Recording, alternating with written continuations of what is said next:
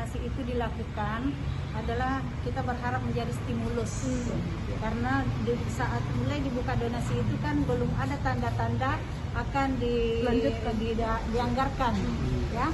Nah, ketika sudah dianggarkan, tentu kita harus juga melihat aturan-aturan penggunaan keuangan. Uang itu aman, ya, ada di bank, karena memang saya juga membuat pernyataan 2 poin bahwa kalau mau mengeluarkan uang itu harus bersama dengan Pak Ketua, hanya 1 orang. Yang kedua, saya tidak buatkan ATM supaya tidak tarik. Yang ketiga, nanti akan dikeluarkan uang itu kalau jelas diserahkan kepada siapa, khususnya di situ kepada pengelola masjid atau ke pemerintah Provinsi Sulawesi Selatan.